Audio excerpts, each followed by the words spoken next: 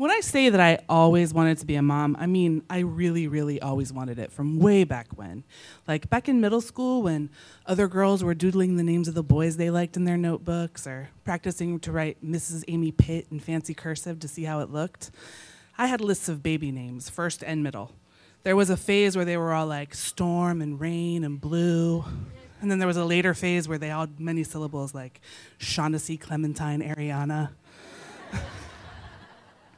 You know, I could never really picture my husband or my wedding, even though I really wanted both of those things, but I could always picture my children, right down to the songs that I would sing to them.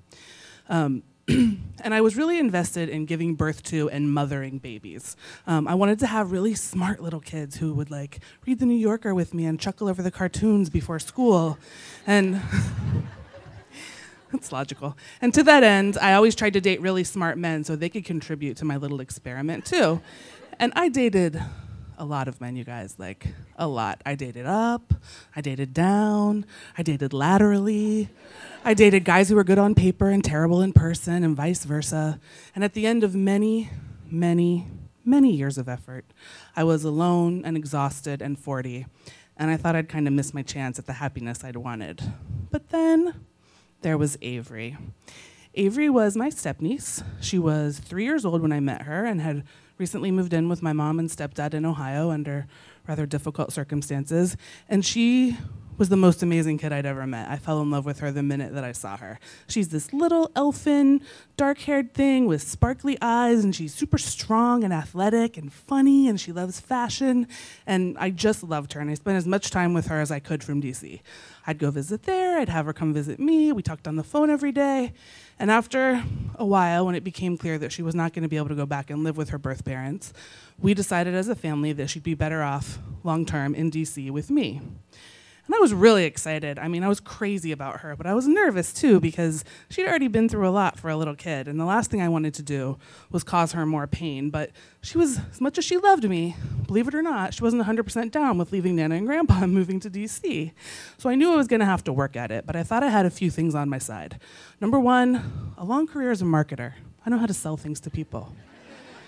Number two, a long career as a dater. I know how to try hard to have a good relationship, although in fairness, I don't actually know how to have one, but I do know how to try.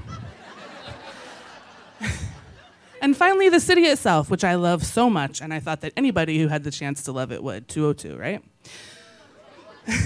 So here we go. What do you need to run a great marketing campaign? Well, you need a great product. Ding, ding, ding. I'm funny, I'm employed, I have great hair, I let people watch whatever they want on the TV at my house. Who wouldn't want to live with me aside from every man I've ever dated? I don't know.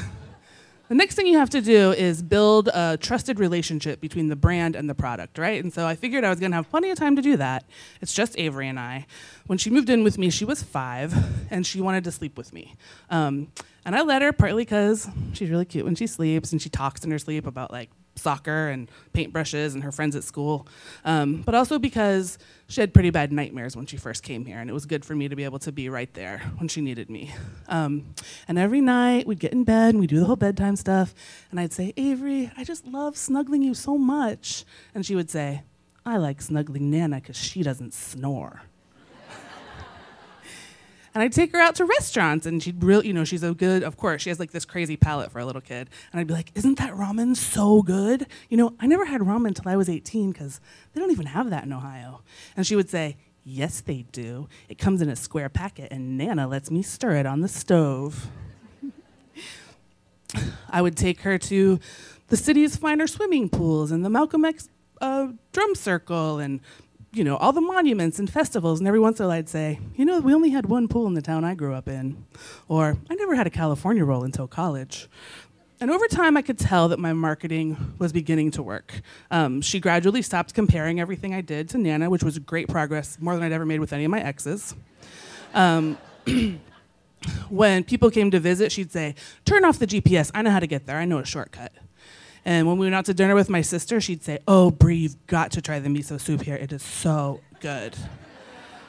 And when my mom came, she said, Nana, now this river that we're driving over here, this is the Potomac. And she started to fall asleep at night holding my hand. And beyond that, there was also what I came to think of as the mommy games. Like once in a while, at her sole discretion, she'd say, I'm just gonna call you mom while we're at the playground because it's really less confusing for the other kids. And I would say, okay, that sounds good. Or when we were at home, sometimes she would wanna crawl up under my shirt and say, okay, now you say, ow, ow, ow, and I'll be born. And then you say, what a beautiful baby. And then you hold me and feed me a bottle. And at the end of all these games, during all these games, her first word was always mama. But when the game was over, it was back to being Auntie Cara. Okay, so as this went on more and more, and I thought our relationship was getting better and better, I decided it might be time for us to have a define the relationship talk. Now, in my dating life, this is where things always went wrong. I'd be dating someone for like a few months or a few years, and I would say, hey, I'd screw my courage up and say, hey, what if you stop sleeping with other people and introduce me to your family? And the guy would be like, no. And I'd say, okay, you're right, I don't deserve it, it's too soon, I'll try harder. Oh, please, I'm over that, okay. So, and with Avery, I thought I might have a better chance. So one day, when I was folding laundry, I screwed my courage to the sticking point, and I said, hey, you know what? If you wanted to call me mom, you could. I would really like that. And she said, no, I don't want to. And I said, okay, you're right, it's too soon, I don't deserve it, I'll try harder. That Christmas, we got an Amazon Echo for Christmas. And as I was setting it up, I realized that the Alexa app that you use to control your Echo was already installed on the tablet that Avery had been using. And I also realized that Alexa keeps a record of everything she's ever been asked. And not just a text file, but also an audio file. So I scrolled back to the very beginning, and I pressed play.